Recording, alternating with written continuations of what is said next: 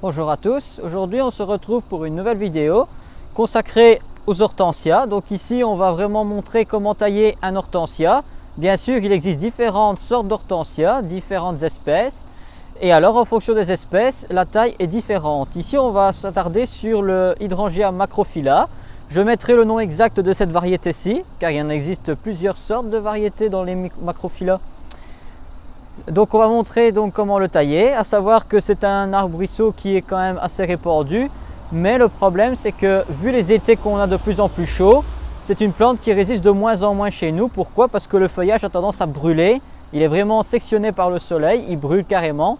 Donc le problème c'est que si on laisse le sol s'assécher, on risque de le perdre et qu'il fane complètement. Maintenant ce qu'il peut y avoir c'est que comme on a des hivers qui sont quand même assez doux, ça peut lui permettre de reprendre correctement. Maintenant, quand il est en bonne santé, parce que bien souvent les gens les ont plantés il y a déjà quelques années, c'est très compliqué de les planter maintenant tout jeunes et de les tenir. Maintenant, il faut les adapter à nos climats. Donc le mieux c'est de les mettre à une exposition mi-ombragée. Avant on les mettait en plein soleil, maintenant le mieux c'est mi-ombragé voire ombragé avec un peu de lumière.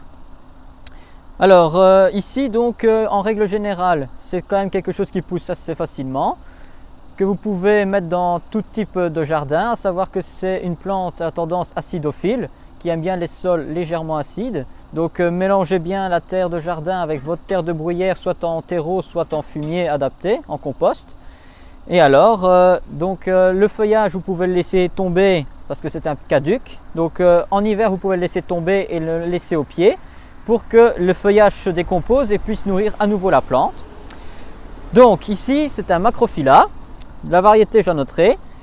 Et maintenant, nous allons nous rapprocher ensemble pour voir les différentes façons de le tailler. Donc voilà, ici nous avons notre hortensia. Alors déjà, il y a deux choses à distinguer. C'est pour ça que je le taille généralement au printemps, quand les feuilles sont toutes tombées et qu'on voit bien la structure de l'arbre. Ici, on peut voir les fleurs qui ont porté. Donc elles sont séchées maintenant. Et on a des tiges qui sont dénudées complètement avec un bourgeon terminal assez conséquent. Généralement, votre hortensia est constituée de deux structures de branches. Il y a les nouvelles pousses, donc les futures têtes qui vont porter des fleurs. Et on a des structures qui ont déjà porté des fleurs, comme celle-ci par exemple. Vous voyez, il y a plusieurs fleurs qui ont porté sur une tige qui s'est à présent transformée en bois sec. Et alors, le bois est un peu plus clair. C'est comme ça qu'on reconnaît les deux branches différentes. Donc celles-ci, ce sont des branches jeunes, elles sont plus sombres, et celles-ci, ce sont des branches claires, elles sont plus vieilles. Deux solutions. Ces branches-ci qui ont porté déjà une année ou deux, vous pouvez les couper très court pour favoriser le développement de ces branches-ci bien rouges, bien jeunes, pour revitaliser et rajeunir votre plante. Maintenant, si vous voulez une abondance de fleurs et le tailler plus court à un autre moment, vous pouvez sectionner seulement les fleurs. Donc ici, on va montrer les deux possibilités. Ici, je vais d'abord commencer par sectionner seulement les fleurs pour vous montrer où je coupe. Et après, celui-ci, dans le cas de celui-ci, je vais le rajeunir complètement. Comme ça, on a vraiment les deux cas de figure possibles.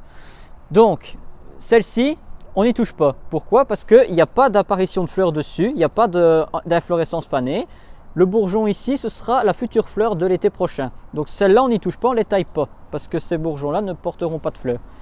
Donc, celle-ci, deux solutions. Soit on fait une taille d'entretien, on va juste couper au premier bourgeon qu'on voit qui est assez conséquent. Donc ici, on a deux gros bourgeons, ce sont les fleurs de l'année prochaine.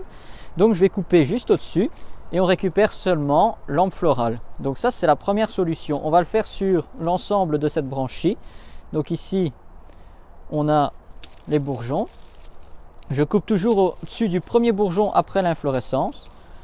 Je vais essayer de rapprocher pour qu'on voit bien. Ici, on a encore un bourgeon. On coupe juste au-dessus. Là, pareil, on a la tige. On a un bourgeon ici. On coupe juste au-dessus. Et voilà, donc ça, c'est une branche qui est nettoyée. C'est une branche qui peut potentiellement reporter des fleurs l'année prochaine. Et alors, on a une deuxième possibilité. Donc la possibilité que j'ai fait maintenant, c'est une chose qu'on fait tous les ans après l'hiver, donc vers le mois de février-mars. Et alors, la deuxième chose qu'on peut faire, celle-là, je le fais une fois tous les 3 ans, tous les 3-4 ans, c'est que je vais sectionner complètement les branches les plus vieilles. Donc, je vais aller très court et je vais couper quasiment au ras du sol. Je vais laisser 10 cm et je vais couper l'entièreté de la branche qui est vieille. Donc ici on voit la branche vieille avec une petite pousse ici toute jeune qui va avoir plus de difficultés car la sève va devoir se répartir partout. Tandis que ce que je vais faire maintenant, c'est rajeunir complètement l'arbre et ça va permettre de pouvoir faire de nouveaux départs qui vont bien fleurir en été. Donc maintenant on va passer en accéléré, je vais tailler ça maintenant et on se retrouve après.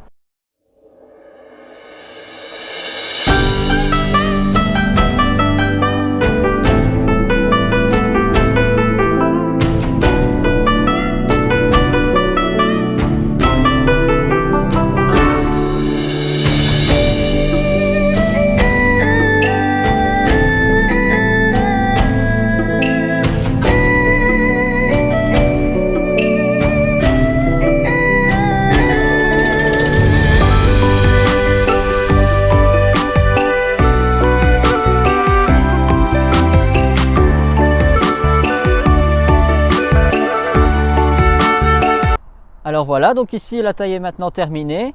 Un petit point sur la taille, donc ici je l'ai vraiment rajeuni, ça veut dire qu'il y a déjà 2-3 ans que je l'ai taillé de manière d'entretien. Ici il commençait vraiment à vieillir, donc je l'ai rajeuni avec les nouvelles pousses qui sont bien foncées, qu'on voit bien, qui vont chacune porter des fleurs au bout des bourgeons terminales. Alors au niveau de la structure, donc j'avais dit les branches les plus vieilles, celles qui sont plus claires, les tailler très courts. Parfois il arrive qu'il suffit de les réduire de moitié. Pourquoi ? Parce qu'il y a certaines branches qui sont semi-vieilles, donc qui ont encore un peu de couleur un peu jeune, qui ont 2 bourgeons qui se développent sur les extrémités et qui repartent en bourgeons jeunes. Et à ce moment-là, il suffit de les tailler de moitié, vous les taillez vraiment juste au-dessus des bourgeons sélectionnés. Donc ça, la vidéo, je ferai le montage, vous le verrez dans la vidéo. Alors voilà, donc pour cette vidéo c'est terminé, n'hésitez pas à me laisser des questions si vous en avez. On fera d'autres vidéos bien sûr sur la taille des hortensias, par exemple les paniculata et d'autres espèces. Ici c'est vraiment basé sur les macrophylla. Et voilà, donc la vidéo est maintenant terminée. N'oubliez pas que c'est un travail que vous faites entre le mois de novembre et le mois de mars. Mais le mieux c'est de le faire au printemps, quand les feuilles sont tombées et qu'on voit bien la structure. Merci de m'avoir écouté et à très bientôt pour une nouvelle vidéo. Au revoir.